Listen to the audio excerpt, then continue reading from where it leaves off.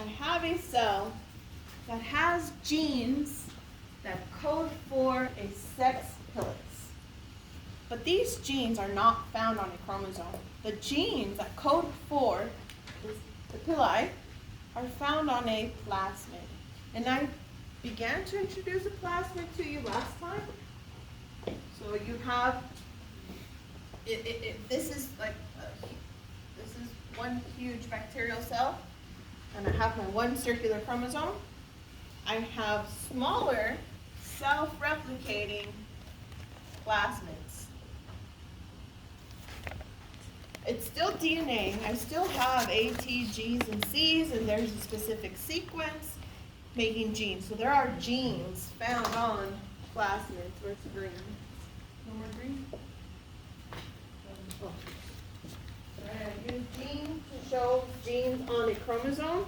There's genes on plasmids.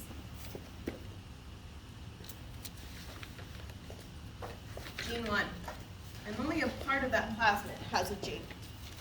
This gene might code for pili. When a cell has a plasmid that has a gene that codes for pili, we say it is an F plus cell. F for fertility. Right? It's their version of having sex. They're fertile. They have the instructions to make this bridge and conjugate with a cell that's F negative. F negative because they do not have a plasmid that has a gene that codes for pili.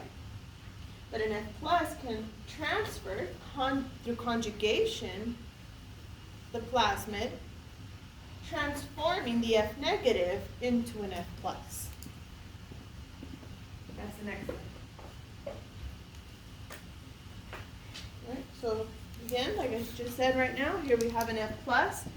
It has the F factor, fertility factor. That's the name of this specific plasmid.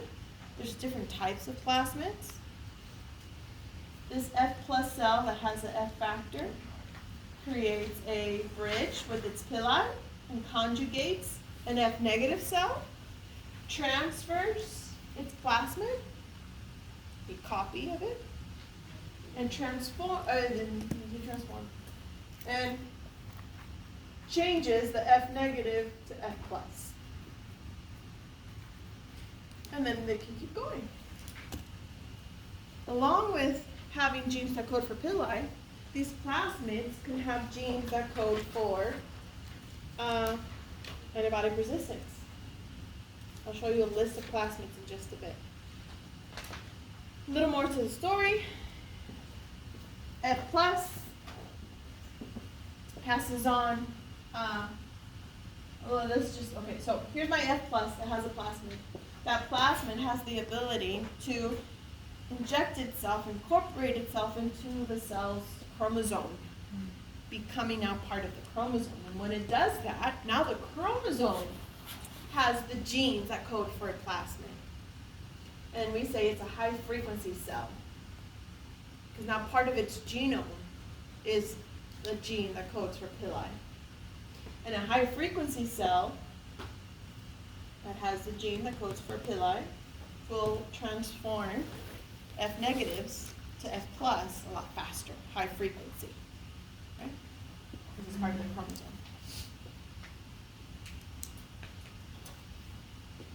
A little extra to the story.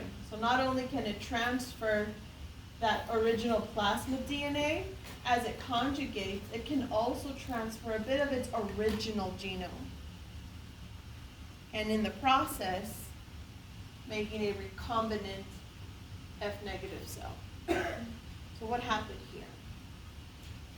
Only the donor's chromosomal DNA incorporated itself into the recipient's chromosomal DNA.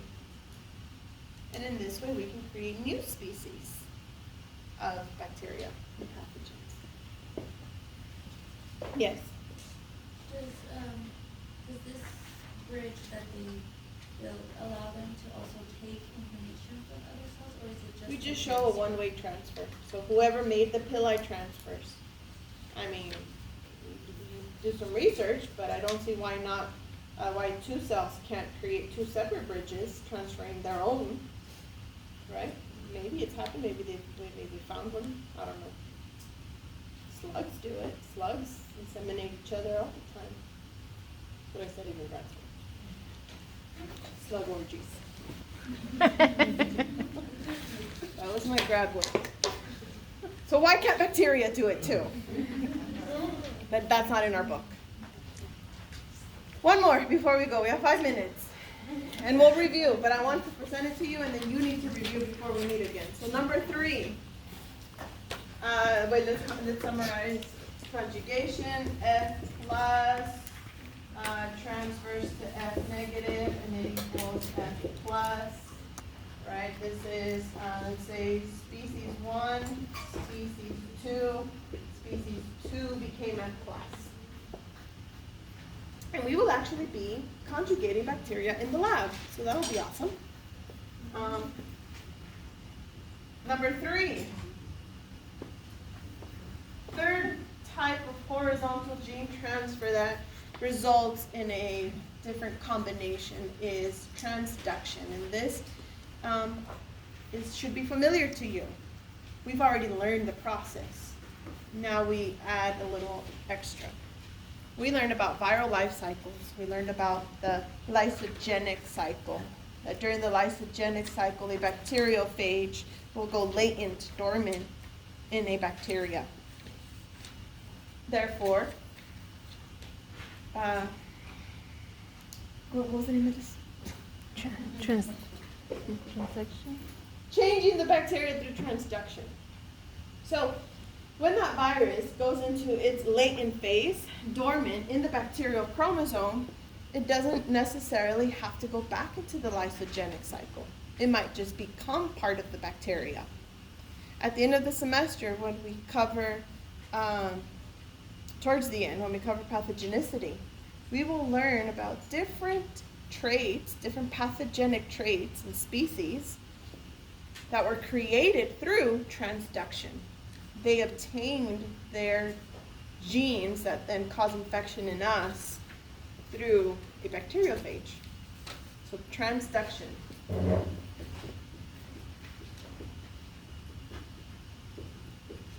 Yeah. Bacteriophage. Right? And if you don't remember what that is, you have to go back and review Unit 1 material. I put it into Unit 1 for a purpose, and this was it. So horizontal gene transfer, recombinant DNA in the same generation, either through transformation, taking in DNA from your environment, or conjugation through sex pili transferring plasmids, or transduction, being infected by a virus, which then goes dormant and incorporates itself into your chromosome. And then when we pick up next week, Wednesday, we'll go over different types of plasmids and do biotechnology, and I think that's it. So we've gotten through the most, in my opinion, the most difficult material in Unit 2. What we covered today, in my opinion, is the most difficult. If you can understand what we covered today before Wednesday, then biotechnology will be super easy, and it's just more of examples. Okay, we're done learning process. We're done learning big concept. Now let's see what we can do with it. You want us to continue going over the rest of this? Huh? You want us to continue going over the rest of this? I